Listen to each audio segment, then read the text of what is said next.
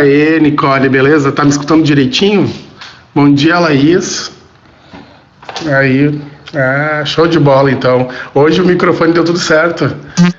Bom dia, Júlia. Bom dia, Mariana. Beleza? Olha a minha cara de ressaca, parece que eu bebi todas ontem. Rinite pegou, gurizada, rinite pegou.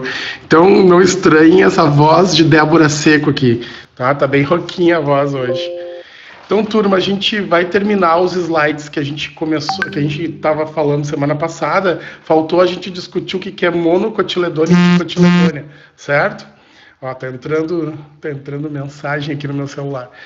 Então, beleza, turma, bom dia. Vamos para nossa segunda aula aqui nessa salinha só de vocês, né? Então é o seguinte, as angiospermas, tá? Elas se dividem em duas classes. Isso dentro da taxonomia, dentro da classificação da botânica, certo? Então a gente tem as monocotiledôneas e as dicotiledôneas, perfeito? E isso é bastante cobrado na prova da URGS. Fazia um tempo que a URGS não cobrava esse assunto, né? Nos últimos 2 vestibulares tem aparecido bastante isso, tá? Tem aparecido corriqueiramente. Então, como é que a gente diferencia esses dois grupos? A partir dos órgãos, tá? A partir das características que os órgãos desses vegetais vão ter. Então, a gente vai analisar um por um aqui na aula de hoje, a partir da semente até a gente chegar na raiz, certo? Então, só para vocês terem uma ideia, quais são as monocotiledôneas que vocês têm que entender para a prova? Tá, o Pampa Gaúcho, ele é composto basicamente de monocotiledôneas, se a gente for perceber. Todos os grãos, todas as plantas que formam grãos são monocotiledôneas. Ó, arroz, o milho, o trigo, a cevada, esses vegetais que compõem o fruto do tipo grão, tá, que é a cariópse, é uma monocotiledônea. Então fica bem fácil. As gramíneas do Pampa Gaúcho são monocotiledôneas.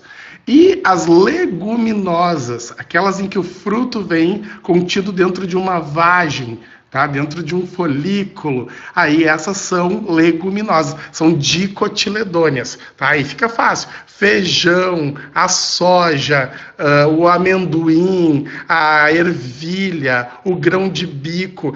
É porque assim, ó, pra gente gravar isso, a gente tem que pegar alguma referência.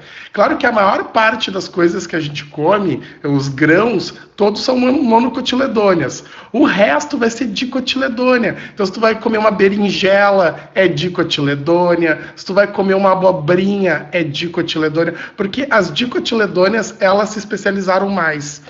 Então, a parte mais carnosa, os frutos carnosos, tá? Geralmente são dicotiledôneas. Entendeu? O que é carnoso, a manga, a laranja, tá? Esses organismos são dicotiledôneas. Mas, anatomicamente, o que a gente vai ver agora, vamos ver como é que a gente vai diferenciar esses dois grupos, tá? Elas têm diferenças gritantes em todos os órgãos. E aí tu tem que saber para tua prova, fechou? Então eu vou abrir aqui o slide para a gente já começar então a análise dessas duas classes, tá? Deixa eu botar aqui na tela maior e vamos virar aqui a nossa telinha. Muito bem. Ó, não sei se vocês estão conseguindo enxergar aí. Então, nós temos aqui nesse slide o grupo das monocotiledôneas. Deixa eu aproximar mais aqui. Ó, nós temos aqui as monocotiledôneas e aqui nós temos o grupo das dicotiledôneas. Então, vamos, a partir do nome, vamos tentar entender o que é esse cotiledônea que vai do lado do prefixo, né? Então, o cotilédone é a folha primitiva de qualquer planta. Quando a semente germina, ela vai formar as estruturas primitivas. Ela vai formar uma raiz primitiva, que é a radícula. Ela vai formar um caule primitivo, que é o caulículo. E também as folhinhas primitivas, que seriam as primeiras folhas que vão fazer o processo de fotossíntese, certo? Então, nas monocotiledôneas, quando tu coloca a semente para germinar, tu vai notar que apenas uma folhinha vai surgir. E essa folha tu vai dizer que é o cotilédone, ok? Então, nas monocotiledôneas, ao germinar a semente, tu vai observar apenas um cotilédone. Já nas dicotiledôneas, ó, aí quando tu germina vai aparecer duas folhinhas, ó, uma para cada lado. Por isso que é dicotiledônea. Então na mono aparece um cotilédone, na dicotiledônea aparece dois cotilédones. Perfeito? É bem barbada. Então, se tu não sabia, fica sabendo agora. As folhas primitivas de uma planta, quando elas surgem a partir da germinação de uma semente, tá? Isso vale tanto para gimnosperma quanto para as angiospermas. Ambas têm cotilédones, tá? Então, lá no pinheiro, por exemplo, quando a semente germinar, ele também vai formar cotilédones. Só que uma coisa interessante, acho que eu nem comentei na época, é que quando o pinhão germina, lá nas gímeno, aparecem múltiplos cotilédones, né? Não é apenas um ou dois, são múltiplos cotilédones. Por isso que lá tu não tem essa diferenciação. Aqui sim, aqui tu tem essa diferenciação. Nas mono vai aparecer um cotilédone, nas dicotiledôneas vai aparecer dois cotilédones. E são folhas primitivas que vão produzir açúcar, né? Vão fazer o processo de fotossíntese acontecer. Pronto. Aí depois essas folhas caem e as folhas adultas vão surgir, certo? É só o primeiro momento da plântula, né? A planta jovem a gente chama de plântula. Ela ainda tem que crescer, ela ainda vai se desenvolver e aí vai surgir raízes mais fortes, caules mais fortes e folhas adultas, né? Que vão fazer mais fotossíntese ainda. Agora, falando da folha, ó, na folha a gente vai observar duas características na monocotiledônea. Primeiro, que a folha da monocotiledônea não tem cabinho, não tem o que a gente chama de pecíolo. Ela vai ter uma membrana transparente aqui embaixo, que a gente vai chamar de bainha. Bainha só tem nas monocotiledôneas. É uma membrana transparente que, quando tu arranca a folha da grama, tu percebe isso. Ela não estava presa por um cabinho, ela estava presa por uma membrana, que a gente vai chamar essa membrana de bainha. Certo? E as nervuras da folha são todas paralelas. Os feixes vasculares aqui, eles estão desorganizados. Isso a gente vai ver no caule depois. Eles estão desorganizados. Então, os feixes aqui também estão desorganizados. Eu não sei onde é que está o xilema, onde é que está o floema aqui. Os feixes são paralelos um com os outros, né? Já aqui nas dicotiledôneas é tudo o contrário. Tu vai ter o cabinho. Olha aqui, tu tem o pecíolo, tá? Extremamente rígido, e as nervuras são reticuladas. Aí tu sabe que essa nervura central aqui é o xilema, e tu sabe que essas nervuras aqui, aqui do lado é o floema. O floema sempre é periférico. O xilema é central, sabe? Então tu tem que entender isso. O xilema é central, é o vaso central. E o floema são os vasos periféricos. Então tu sabe que esse feixe aqui, central aqui, é o xilema. E os outros são os floemas. Só para relembrar, o xilema conduz a seiva bruta e o floema conduz a seiva elaborada. Eu quero que vocês entendam bem essas duas características aqui, porque é o que mais aparece na prova. Quando cai monocotiledônea e dicotiledônea, é isso que eles perguntam geralmente. Agora vamos fazer o corte no caule. Vamos ver como é que é o caule. Se eu fizer um corte no caule de uma monocotiledônea, eu vou perceber que os feixes vasculares aqui, ó, os vasos de condução de seiva, eles não seguem uma ordem, não seguem. Então tá tudo difuso aqui dentro do caule. E lembrando também que as monocotiledôneas, elas apenas têm crescimento primário. Tá? Elas só crescem em comprimento, né? De forma longitudinal. Elas não crescem de forma transversal, tá? Elas não crescem para os lados. As monocotiledôneas, elas não têm câmbio, elas não têm o câmbio vascular no caule. Então, o crescimento é apenas primário. Tá? Isso já caiu na prova da URGS, e quando a gente for estudar os tecidos vegetais, aí eu aprofundo mais esse conhecimento com vocês. Então, quando tu faz o corte do caule de uma monocotiledônea, Xilema e floema estão difusos, estão dispersos no caule. Agora, quando tu vai olhar uma dicotiledônea, aí é bem diferente. Olha aqui, ó, os feixes são mais organizados, né? Então, e formam-se aqueles anéis, tanto que tu pode até medir a idade da planta a partir desses anéis que se formam no interior do caule. Então, e aqui tu vai ter, aqui no meu desenho não está mostrando, mas aqui no centro, ó, tu vai ter o câmbio, que é um vaso que vai formar os vasos condutores secundários. Então, tu vai ter o xilema secundário e tu vai ter o floema secundário. Portanto, as dicotiledôneas, elas possuem crescimento secundário. Então, as dicotiledôneas, elas crescem tanto longitudinalmente, que é em comprimento, tanto em espessura, que é o crescimento transversal, certo? Então, a gente pode dizer isso, comprimento e espessura. Longitudinal, transversal, essas plantinhas vão ter os dois tipos de crescimento. Agora, se a gente vai olhar para as flores, olha aqui para as flores, deixa eu botar o meu computador um pouquinho mais para trás. Então, nas flores, o que vai ser considerado aqui é a corola, tá? Que a gente estudou na semana passada. A corola é o conjunto de pétalas, tá? Isso tu sabe, né? Isso tu tem na tua mente. Então, a corola aqui, ela vai ser composta de 3 pétalas, ou múltiplos de 3, tá? Pode ser 6, pode ser 9 e assim por diante. Fechou? Essa característica aqui não é das melhores, mas é o que a natureza ofertou aqui para a gente poder diferenciar. Mas é que hoje a gente sabe que as plantas, elas foram manipuladas geneticamente. Então, o número de pétalas que tem na flor não necessariamente é o número de pétalas da flor primitiva, tá? Da flor selvagem. Geralmente a gente vai observar múltiplas pétalas, aí fica muito complicado tu, pela flor, determinar se é monocotiledônea ou dicotiledônea, tu entendeu? É isso que eu estou discutindo.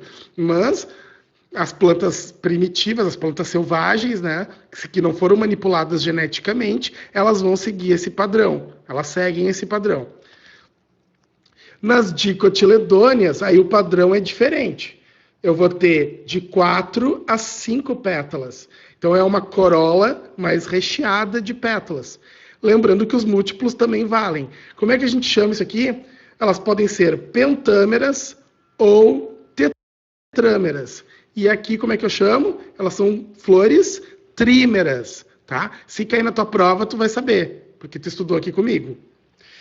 Agora, vamos olhar o fruto. Olha o fruto. Se tu for fazer um corte no fruto, tu vai observar que as sementes, elas estão presas em lojas, ou elas estão presas em carpelos, tá? Tu pode chamar isso aí também. Então, na monocotiledônea, as sementes, elas estão presas em 3 lojas. Ó, pode ver aqui, ó, 1, 2, 3. Tá vendo? São 3 lojas. Então, aqui a sementinha do fruto vai estar alojada. Claro que essa característica só vale para fruto carnoso. Não vale para fruto seco. Porque aí não vai ter essas lojas, até porque isso aqui vai ser tudo seco aqui, né? A semente não vai estar aderida nessas lojas. E aqui nós vamos ter de 4 a 5 lojas. Porque lembrando que a botânica ela segue a linguagem matemática. Então, múltiplos de 4, múltiplos de 5 aqui também, tá? Então, essa característica aqui, só fazendo a secção do fruto, tá bom, turminha? Tu tem que fazer a secção do fruto. E, finalmente, a raiz, né? Nós vamos ter aula só sobre a raiz depois, quando a gente estiver estudando condução de seiva. E aí a gente vai desenvolver esse conteúdo de uma forma muito mais complexa. Mas, basicamente, eu tenho 2 tipos de raízes, tá? Uma raiz é uma raiz superficial, ela não é profunda, ela não tem uma raiz primária que vai entrar nesse solo para procurar água, então todos os recursos que essa planta vai obter estão na superfície, e é por isso que essa raiz, ela desgasta o solo. Como ela não consegue procurar nutriente e água mais fundo, né, na camada mais profunda do solo, aí ela vai utilizar os recursos que estão na superfície. E essa raiz a gente chama de raiz fasciculada. Tá vendo aqui, ó? Raiz cabeleira, que é a raiz das gramíneas. Tu pode observar, ela é uma raiz extremamente fácil de ser tirada do solo. Essa raiz ela é importante porque ela evita erosão. Pode ver numa sucessão secundária, tá? Numa colonização secundária de um ambiente. Vamos imaginar que pegou fogo na savana ou pegou fogo no cerrado. Qual é a primeira planta que vai surgir, turma? Depois que o incêndio passar e que tudo se acalmar? São as gramíneas. Geralmente é a grama, é o capim. Porque, primeiro, que a semente dessas plantas resiste muito fogo. Depois, a parte que morre da planta é a parte externa. A parte interna não morre, entendeu? As gramíneas, elas têm essa raiz superficial extremamente resistente. E aí, para estabilizar o solo, para que a erosão não aconteça, essas raízes fixam a terra. Então, qual é a grande importância desse tipo aqui de raiz? É evitar o processo de erosão, é evitar que o solo não tenha uma compactação perfeita, certo? Por outro lado, nós temos uma raiz extremamente desenvolvida, que procura água nas camadas mais profundas do solo, que é a raiz das dicotiledôneas. Olha aqui, aqui eu tenho uma raiz primária, tá vendo? Temos uma raiz primária e temos raízes secundárias aqui do lado. Então aqui nós temos uma composição de raiz muito mais desenvolvida. Essa raiz se chama raiz pivotante, tá? Ou também chamada de axial.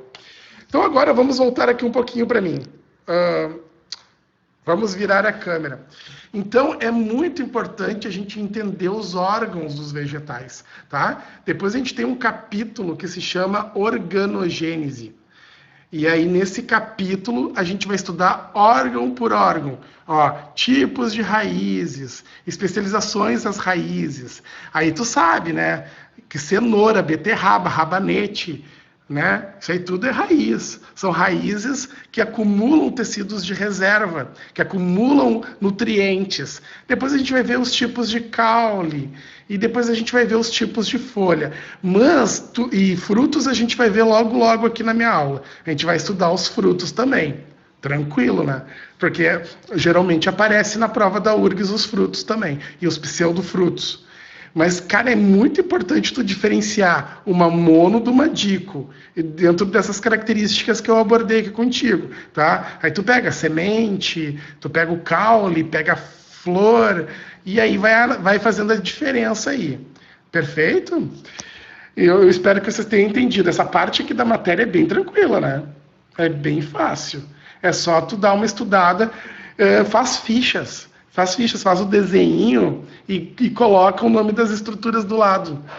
Essa é a maneira mais fácil de tu gravar esse conteúdo. Muito bem. Então, falamos das características da flor semana passada, analisamos aqui rapidamente os dois tipos de classes de angiospermas e agora chegamos no ápice desse conteúdo. Sim, vamos fazer essas plantas reproduzirem.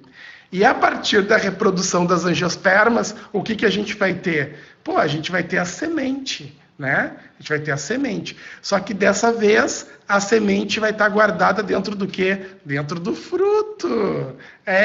Porque nesse grupo aqui tu tem semente e tu tem essa semente guardada dentro de um fruto. Básico.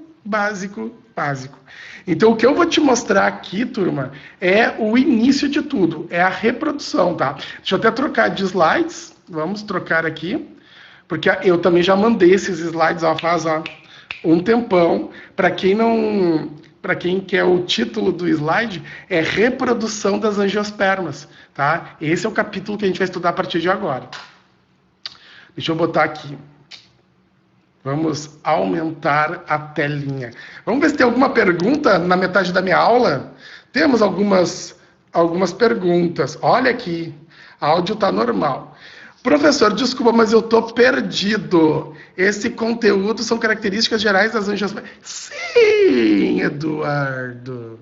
Eduardo, me chama no Instagram lá que eu te dou uma força, velho. Te dou uma força. Mas é isso aí, é as características. A gente estava estudando a flor, que é uma característica, a gente viu as partes da flor, a gente viu os tipos de polinização, e agora a gente está vendo as classes de angiospermas. E agora, terminou as características, a gente vai para a reprodução, certo? Porque agora tu já entendeu as características, vamos somar todo o conhecimento agora em cima disso.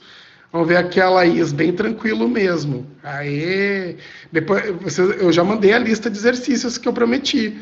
Naquela lista de exercícios que eu prometi, 50 questões de botânica, tem várias de monocotiledônia e de dicotiledônia, tá? Vai lá fazer. Elas são bem diferentes, né, Laís? São bem diferentes. Bem diferentes. E o Dudu falou, vou te chamar no Insta, Sor. Valeu. Show de bola. Tá? Fiquem à vontade, fiquem à vontade. Chama lá no direct, que aí o tio ajuda vocês. Então, vamos seguir em frente. Agora, então, os slides são reprodução das angiospermas, tá? Vamos virar aqui. Muito bem, então, lembrando que reprodução é o processo biológico mais importante, né, depois da síntese proteica, com certeza, porque a reprodução ela faz a manutenção da espécie no planeta. Então, os organismos eles têm que se reproduzir para continuar sobrevivendo aqui nesse planeta.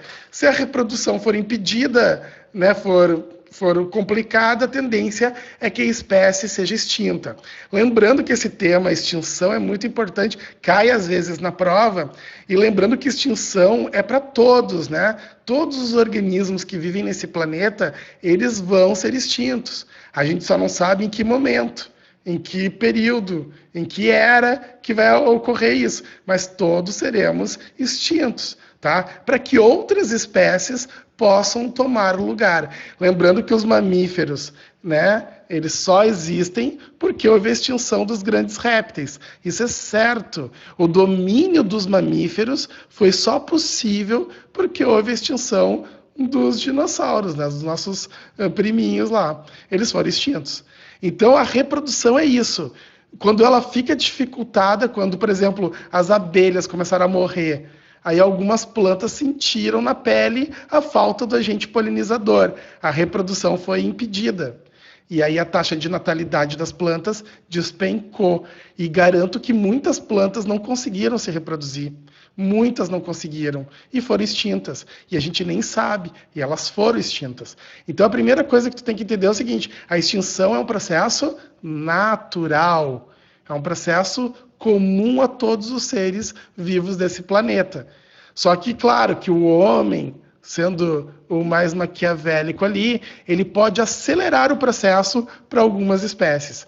Algumas espécies elas morrem antes do tempo por substâncias químicas que a gente lança nos rios, né, e no mar, né, e fora todos os outros processos da industrialização que a gente teve e que vão prejudicar a poluição. A poluição é o que mais mata.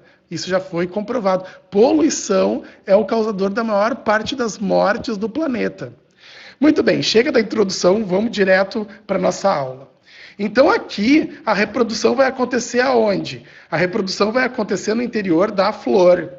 A gente sabe, a gente está estudando o que agora? Tá? Se a gente está estudando os fanerógamos, a reprodução agora não é mais na água. Então eu quero que vocês deixem bem claro isso na cabeça de vocês. As briófitas e as pteridófitas se reproduziam dentro d'água, porque elas não tinham flor. Com o surgimento das estruturas reprodutivas, lá dos estróbilos, lá das gimnospermas, aí tudo mudou, né? Agora a reprodução é interna, é dentro da flor, não é mais externa, entendeu? Então, só retomando o que a gente viu na semana passada, nós temos que ter muito na nossa mente o aparelho feminino, tá vendo aqui, ó, que é o carpelo, né? O conjunto desses carpelos vai formar o gineceu. Então, tu tem aqui o estigma, tu tem aqui o estilete e tu tem aqui o ovário, certo? E a gente tem que também ter bastante entendimento na parte masculina, que tu tem aqui, ó, os filetes e as anteras, tá? Eu espero que da aula passada vocês tenham revisado isso, porque sem esse conhecimento prévio é difícil tu entender a reprodução a partir de agora, certo? Vamos falar então das estruturas masculinas das angiospermas. E as estruturas masculinas a gente vai chamar de estame. Isso a gente viu semana passada. São os estames. São aquelas estruturas geralmente de cor amarela. Geralmente tem a cor amarela. Não quer dizer que tenha que ser amarelo, mas geralmente é amarelo. E aí, olha só, o estame, ele é formado de um filete e de uma antera, conectada a ele pelo tecido de conectivo. É um tecido de conexão, certo? As anteras, elas geralmente têm duas tecas, tá vendo aqui? São essas duas aberturas. Deixa eu botar mais próximo aqui. Essas duas aberturinhas. Claro que às vezes pode ter uma teca apenas ou 3 tecas. Então o que é a teca? É a estrutura que vai formar, são essas aberturas que vão formar a antera. No interior dessas tecas, o que a gente vai encontrar dentro dessas estruturinhas aí? Ó, vamos olhar esse outro desenho. Se a gente fizer um corte na antera, a gente vai ver que ela é composta de vários sacos. São sacos que tem ali dentro, tá vendo? E esses sacos são os famosos sacos polínicos. E é no interior desses sacos polínicos que a gente vai ter a meiose, turma. E aí eu quero que tu grave isso. A meiose, que é a divisão reducional, ela vai ocorrer no interior desses sacos polínicos. E aí, ó, a gente pode até chamar esses sacos polínicos de microesporângios. E talvez isso aí possa confundir a cabeça. Lembra que a gente está vindo numa sucessão de conhecimento. Toda estrutura masculina, a gente coloca o micro na frente. Por quê? Porque as estruturas são pequenas. Os esporos são de tamanhos bem reduzidos. Já nas estruturas femininas, tu vai usar o mega, porque as estruturas são maiores. A meiose foi desigual. E aí formou um esporo extremamente enorme, certo? Então, o que acontece aqui, gurizada? Esses microesporângios são os órgãos produtores de esporos. São os órgãos que produzem os esporos. Então, eu posso te dizer que o saco polínico é o microesporângio, tá? É a mesma coisa, são sinônimos. É muito mais fácil tu dizer saco polínico do que tu dizer microesporângio. Concordam, né? É bem mais fácil, mas é a mesma coisa. Mesma coisa. Agora vamos ver uma outra visão das anteras e dos sacos polínicos. O que vai acontecer? No interior aqui do saco polínico, existem células que vão ser ativadas por hormônios vegetais. Isso é certo. É que nem na gente, cara. Essas células vão ser ativadas a sofrer meiose. Isso. Olha aqui, ó. Esse é o processo.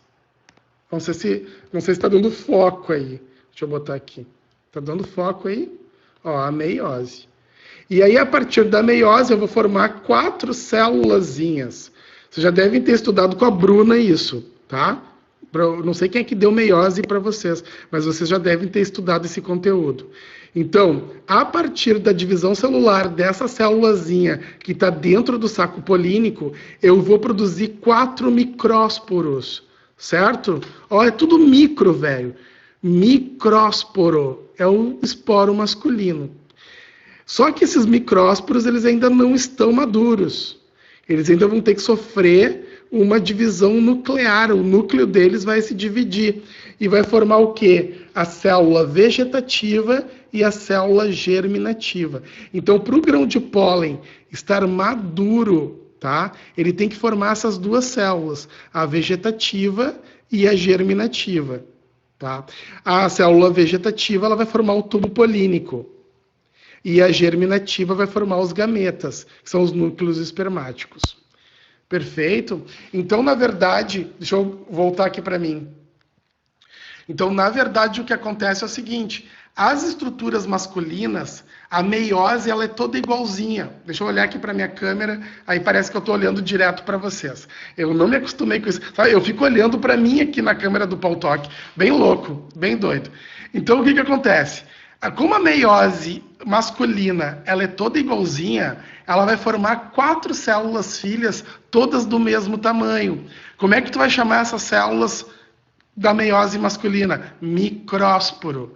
O micrósporo vai sofrer uma divisão dentro do núcleozinho dele, formando célula vegetativa, célula germinativa. E aí tu já pode chamar ele de quê? De grão de pólen. Sim, quando ele sofre essa divisão do núcleo, formando as 2 células lá dentro, ou os 2 núcleos, pode chamar de núcleo também, não tem problema nenhum.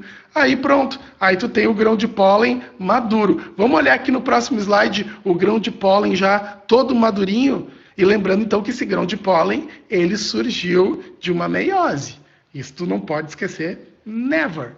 Então, volta aqui. Então nós temos aqui, ó, logo depois da meiose, nós vamos ter então uma superprodução de grão de pólen. E aí, cara, olha aqui, ó, nessa foto tu tem direitinho isso. Olha só. Deixa eu mostrar para vocês aqui. Então aqui, mas tá difícil de ver aqui. Vamos lá. Essa célulazinha aqui é a célula vegetativa, essa aqui é a célula germinativa, certo? Essa célulazinha aqui vai formar o tubo polínico, que é esse tubo longo aqui, e essa célulazinha aqui vai se dividir de novo, formando o primeiro núcleo espermático e o segundo núcleo espermático.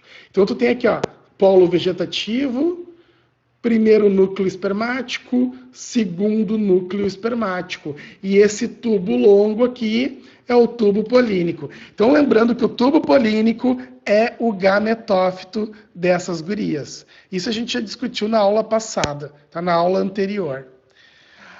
Agora vamos para a parte feminina. Sim, vamos chegar aqui na parte feminina. Então, na parte feminina, nós temos na parte de baixo da flor, ó, o ovário, certo? O ovário é a gente pode dizer que o ovário é o mega esporângio, certo?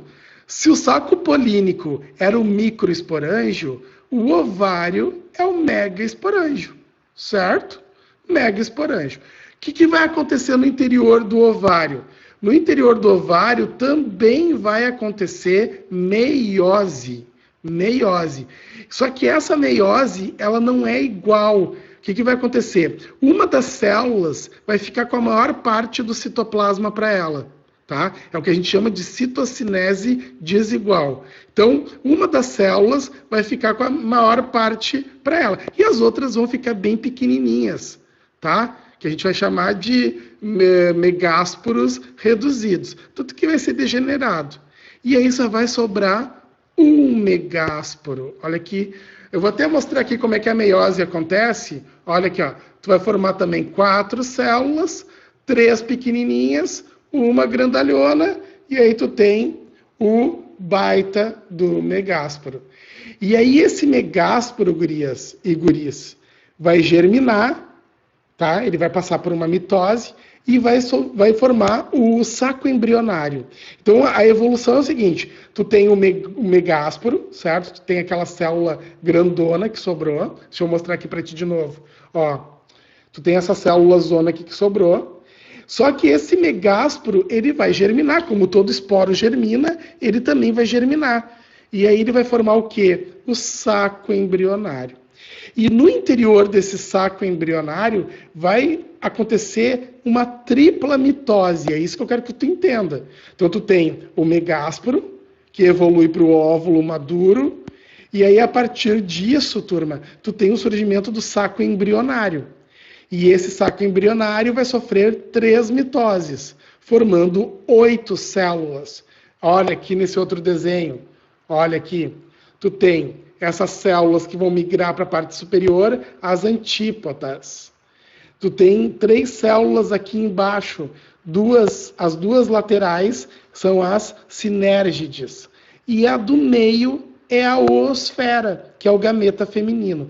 E essas duas aqui do centro, também tu tem que ficar bem claro na tua cabeça, são os núcleos polares, tá? Que também servirão para fecundação depois. Lembrando que essas plantas, elas têm uma dupla fertilização. Portanto, a oosfera vai ser fecundada e os núcleos polares também serão fecundados, tá? Volta para mim aqui. A parte feminina é um pouquinho mais tensa, né? É um pouquinho mais tensa. Mas vamos tentar ver se a gente entende. Tu tem o ovário. No interior do ovário vai acontecer meiose. Beleza? Dessa meiose vai resultar o quê? O megásporo, o grande esporo. 3 vão ser reduzidos e vão se degenerar. Esse megásporo vai germinar, porque todo esporo germina, formando o quê? O saco embrionário. O saco embrionário é o quê? O gametófito. Entendeu? E aí, quando esse saco embrionário se forma, uma coisa muito louca lá dentro acontece também, que é uma tripla mitose. E aí, dessa tripla mitose vai se formar, ou se formarão, 8 células. Dessas 8 células, 5 vão se degenerar. 5.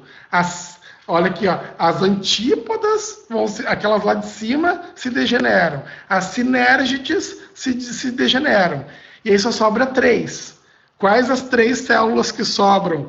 A oosfera, que é o gameta principal, e os 2 núcleos polares, que também são bem importantes. Fechou? Vamos ver se tem alguma pergunta. Tá borrado. Pior, né? Aqui eu não consigo dar foco, turma. Realmente fica borrado, né? Aqui fica tudo meio desfocado.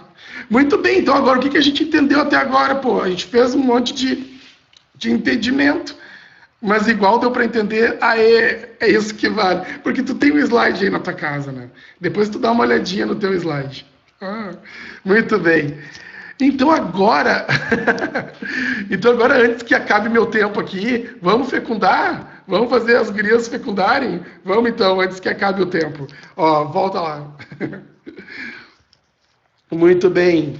Então agora volta para a estrutura feminina. Volta para o carpelo. Ó, a borboletinha ou a abelhinha trouxe o grão de pólen até aqui. Certo? Olha que o grão de pólen vai cair aonde? No estigma. E aí o que vai passar a acontecer com esse grão de pólen? Ele começa a germinar e a formar o quê? O tubo polínico. Esse tubo polínico, por ação de hormônios, vai sofrer uma curvatura. Olha ali. Até chegar. Olha só. Ele vai descendo. Ó. Ele desce pelo estilete, chega aqui no ovário, se encurva e chega na micrópila, que é essa aberturinha aqui embaixo. E aí, gurias? Guris? Vai acontecer um fenômeno extremamente exclusivo, que só acontece aqui nas angiospermas. Vamos aqui para o outro desenho. O que vai acontecer que é exclusivo? Nós temos aqui a oosfera, que vai ser fecundada pelo primeiro núcleo espermático. Então, o primeiro núcleo espermático fecunda a oosfera. Então, olha o escrito aqui, ó. Primeiro núcleo mais a oosfera vai formar o embrião diploide, certo? Esse é o embriãozinho que vai dar origem a uma nova planta adulta. Só que dentro da semente tem um tecido nutritivo, que a gente chama de albúmen, ou de endosperma secundário. E da onde que ele se forma? Vamos olhar aqui. O segundo núcleo espermático, tá vendo? O segundo, que ficaria mais ou menos aqui, vai fecundar os 2 núcleos polares que estão lá no saco embrionário.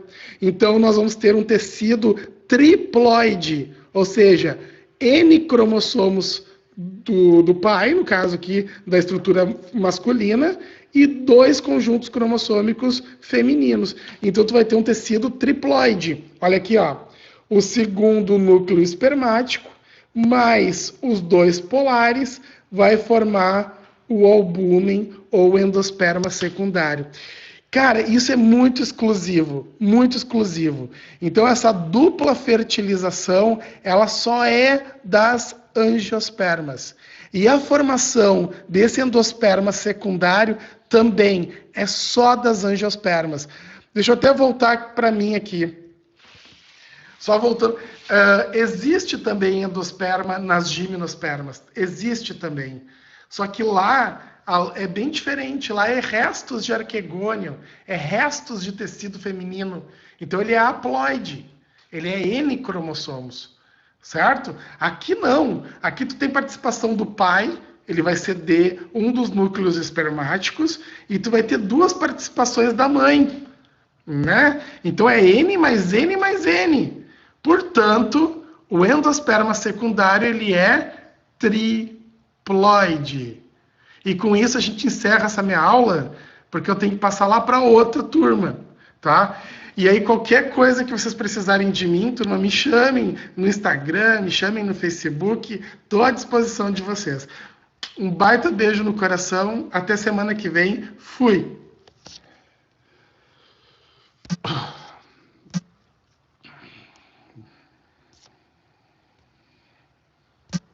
Aff.